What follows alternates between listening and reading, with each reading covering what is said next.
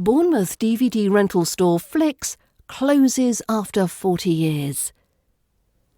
A DVD store that has rented films for almost 40 years is closing its doors, unable to compete with online streaming sites. Flicks in Bournemouth, Dorset started out in the mid-1980s when VHS machines were the height of technology. DVDs and videos from the shop will be sold off, and any films left boxed up are set to be put into storage. Manager Terry Whitaker said one of his suppliers told him there were as few as 10 DVD rental shops left in the UK now. He said he liked remembering the good old days, but people watch films differently now. When Flicks first opened, VHS machines were still in use, but DVDs soon took over, and now streaming sites rule. Mr. Whitaker began working at the store 27 years ago.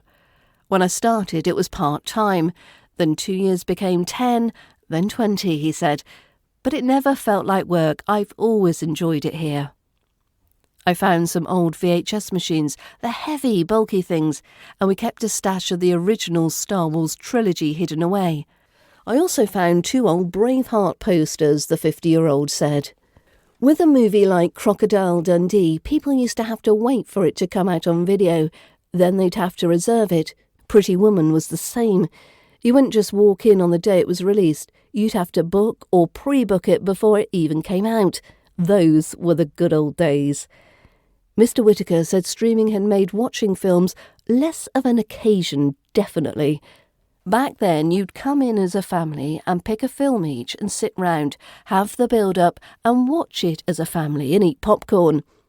But people just watch films differently now. On iPads, phones, people will have 2 TVs in their homes, so they'll watch movies separately now, he said.